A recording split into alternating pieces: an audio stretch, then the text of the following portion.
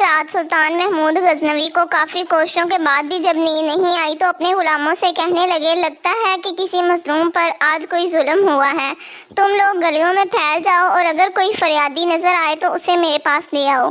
تھوڑی دیر بعد وہ سب واپس آ کر کہنے لگے، سلطان ہمیں کوئی بھی فریادی نہیں ملا، آپ آرام سے سو جائیں۔ سلطان کو جب پھر بھی نیند نہیں آئی تو وہ کپڑے بدل کر خود محل سے باہر نکلا۔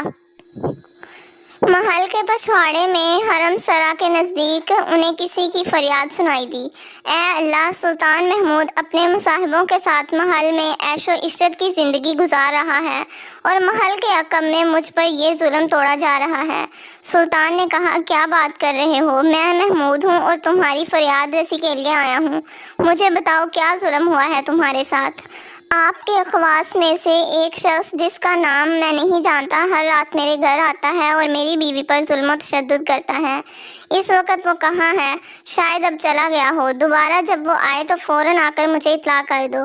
پھر سلطان نے محل کے دربان کو وہ شخص دکھایا اور کہا کہ جب بھی یہ دربار آئے اسے سیدھا میرے پاس پہنچا دو، اگر میں نماز کی حالت میں بھی ہوں تو پرواہ مت کرو۔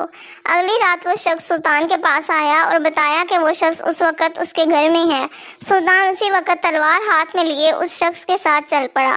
جب اس کے گھر کے قریب پہنچا تو اس سے کہا کہ گھر کے سارے محل کے چراغ بجھا دو۔ پھر اندھیرے میں ہی اس کے گھر میں گھس کر اس شخص کا سر تن سے جدا کر دیا۔ پھر سلطان نے حکم دیا کہ چراغ روشن کر دو۔ اس شخص کا چہرہ دیکھا اور سجدے میں گر پڑا۔ پھر گھر کے مالک سے کہا، اگر کچھ کھانے کو ہے تو لے آؤ، مجھے بہت سخت بھوک لگی ہے۔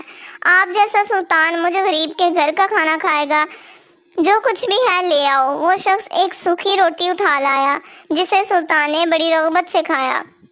وہ شخص سلطان سے پوچھنے لگا کہ چراغوں کو بجھانا، سجدہ کرنے اور روٹی طلب کرنے کے پیچھے آخر کیا ماجرا ہے؟ سلطان نے فرمایا، میں نے جب تمہاری داستان سنی تو سوچا کہ میری سلطنت میں سے ایسا ظلم کرنے کی ہمت صرف میرے کسی بیٹے کو ہو سکتی ہے۔ اندھیرا کرنے کو اس لیے کہا تھا کہ بدرانہ شفقت میرے انصاف کے راستے میں حائل نہ ہو جائے۔ چراغ جلنے پر جب میں نے دیکھا کہ وہ میرا بیٹا نہیں ہے تو میں سجدہ شکر بجا لایا۔ کھانا اس لیے مانگا کہ جب سے مجھے تمہاری مصیبت کا علم ہوا میں نے اللہ کے سامنے قسم کھائی تھی کہ جب تک تمہیں انصاف نہیں مل جاتا میرے اوپر روٹی حرام ہے۔ اس وقت سے اب تک میں نے نہ کچھ کھایا تھا نہ پانی پیا تھا۔ اگر ویڈیو اچھی لگے تو لائک کریں اور اس طرح کی مزید ویڈیوز کے لیے ہمارے چینل کو سبسکرائب کریں۔